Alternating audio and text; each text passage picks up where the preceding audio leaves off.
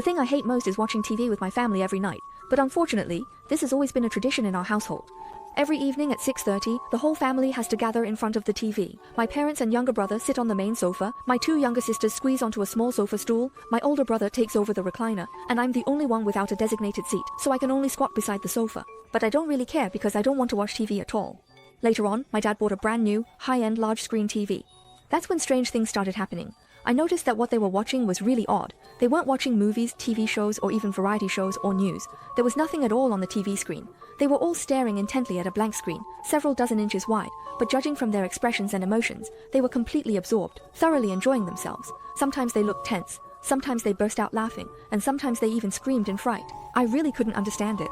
That night, they started screaming again at the blank TV screen, and the screams went on for 2 or 3 hours. That night, I was extremely uneasy, and the next day all of their voices were hoarse, but none of them knew why. Sometimes I just couldn't help but ask them what exactly they were watching, but they would only call me stupid, say I didn't get it, and tell me to watch carefully myself.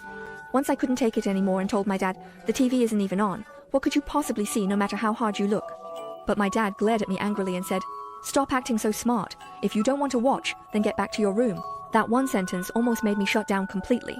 The TV screen wasn't always blank either. It would light up from time to time, but it seemed like no one in the family except me ever noticed. One time I even saw a scene on the TV showing our whole family watching TV together.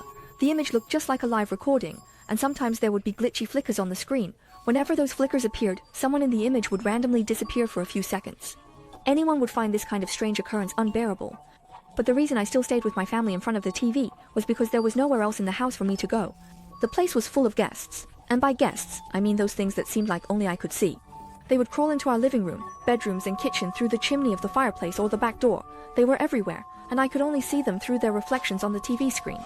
There was a creature with goat legs that liked to bite my mom's hair, a monster with a snake's head, and a human body that often whispered negative things into my dad's ear, as well as a giant blue beast, a girl with 3 eyes, and even some beings I couldn't begin to describe. I really didn't want to see these things. All I could do was crouch next to my family, pretend I couldn't see anything, and wait for them to finish watching TV and go to bed with me.